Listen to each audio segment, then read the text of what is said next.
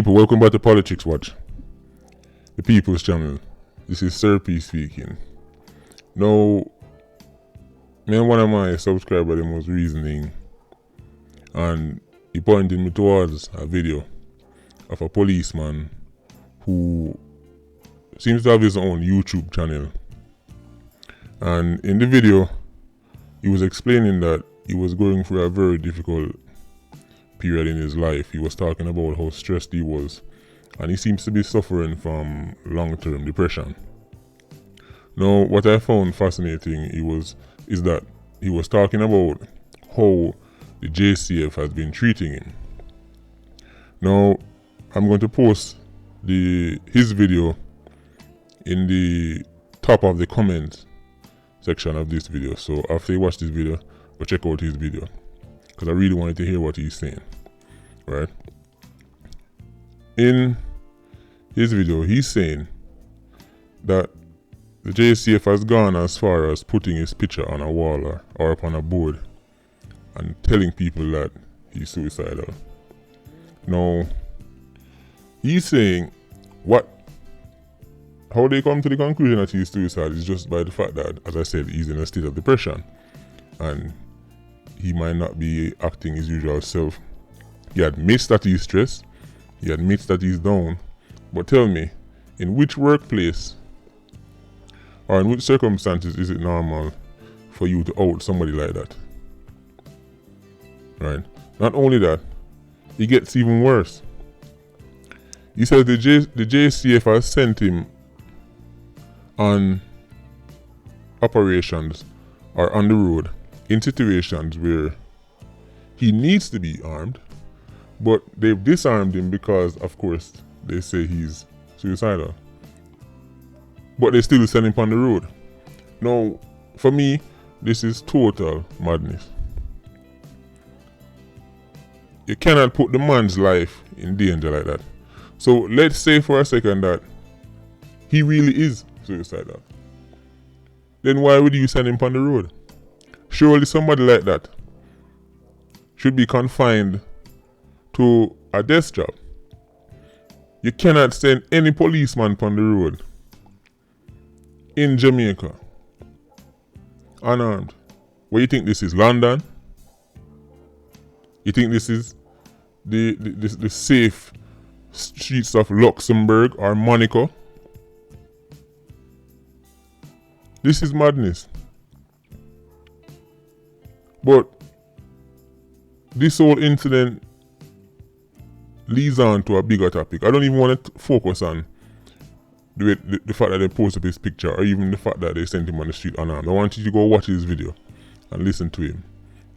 He can tell his story better than me. But what I really want to focus on here is the fact that in Jamaica, mental illness, especially when it's a man who's being affected, is still not treated the way it should. There's a lot of ignorance surrounding mental illness in Jamaica. Right? I think most workplaces don't even know how to deal with staff who are going through a period of depression or any other anything that's keeping them down that's not physical. Because when somebody is sick, it's easier to deal with them. When somebody foot broke or them hand broke, easy for you to go, oh, put this on it or try this. Or it's just easier when it's physical. But when it's mental, you require a bit more training. And I'm surprised the JCF doesn't know or doesn't have a better procedure to deal with somebody who they think is suicidal. Right? Of course, depression does not automatically mean suicidal. Right? So that's the first mistake they're making. But you see, in Jamaica, there is this hyper macho culture. Let's be honest here. Jamaican men are usually seen as super tough guys, super macho. There is this rugged, tough exterior that Jamaican men are expected to have. And if you show any sign of weakness, society punishes you. Even though people claim, oh, nothing is wrong if a man express himself, nothing is wrong if a man cry. That's what they say, but from what I've seen, anytime a man break down and show any weakness, people look at him differently. Even his own partner, his girlfriend might look at it differently. Men see this. And to counter this, a lot of men become extra macho when they're stressed, when they're hurt, when they're going through any kind of separation. They get extra tough, they get extra hardcore. This is why there's so many people walking around Jamaica who are angry for no reason. If you ever have to deal with a lot of people in the public space, if you go on buses, taxis, anywhere there's a lot of people at one time, you see there's a lot of angry Jamaican men. And you don't even know why they're so angry. There's a lot of pent-up frustration in our society. Men feel like them can't express themselves, them can't show no sign of weakness. And the reason why men think that is because when they do come out and say, listen, I'm feeling weak, I feel stressed, I feel down, this is what happens to them. They are ostracized in the workplace, in the community. People start whisper. Start gossip about them. So when somebody like this policeman come out now and says, listen, I'm stressed, I'm depressed, I feel weak, I need help, and this is how he's treated, how do you think, or what do you think is going to happen to the other policemen in the force who are going through the same thing? You think they're going to want to end up like him? Get disarmed and humiliated? No, they're going to keep it bottled in. And it's no surprise this is coming from a Jamaica Constabulary Force member.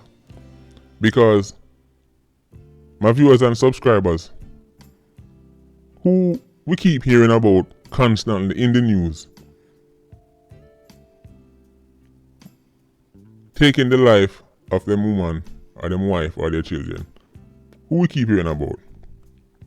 That's right, police officers. So it's funny that when police officers get extreme and hurt somebody or hurt themselves, the JCF ball out, oh, we have steps in place to help them, and they should just come forward and we will do this and we will do that for them. But then when they do come forward, this is what happened to them. When I look at this man in the video, I see a broken man. I see somebody who's trying to keep it together, but clearly not enough is being done to get to the root of this man's problem. And I know a lot of people might take the standard of, or the angle of, oh, I'm my own man, him for do this and for do that. Listen, no man is an island, people. No matter how smart you are, no matter how strong you are, everybody can go through a period in life where they are down and they need somebody just to make them know, yo, everything I got alright, man. And I know some people think, well, that can't be me. Don't be so sure. I've seen depression reduce great men to eating out a garbage can. Seen it with my own two eyes. Men who I grew up as a youth admiring. Now I'm a man. Those men who I was looking at saying, boy, John, the man they really have it all together. Now the man walk up and down the road as what Jamaican people call madman. But a lot of those men on the street who we call madman, they're not mad in the truest sense. These are men, some of them are very well educated. Some of them are very intelligent if you speak to them. But when you speak to them, there's a common theme. They hit a roadblock in their life and they never came back from it. Mental illness in Jamaica needs to be taken seriously. Mental illness all over the world needs to be taken seriously. When you hear stories of somebody who is normally a passive individual, somebody who don't get no trouble, who has no long record, get up one day and this is something extreme, and people go, "Boy, I'm wicked." And then you hear his friends and his family and his co-workers say, "Listen, I could never expect this from him." And as an outsider, you're saying, "I lie the whole of them I tell." Sometimes they're not lying. Sometimes this was a normal person. This was a good person for 28 years.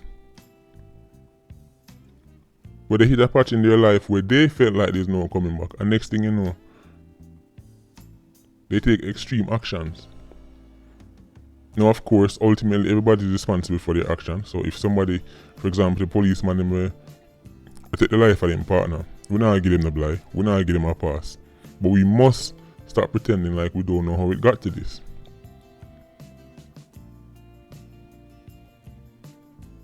I want you to go watch the video.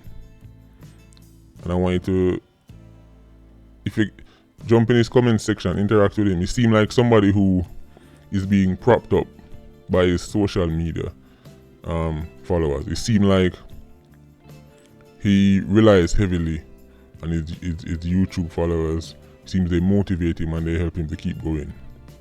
It seems like he feels like he has an obligation to them, and that's good, because you see, when he feels like he has an obligation to his subscribers, it will keep him coming back, and it will prevent him from doing something stupid, because he knows there's people relying on him.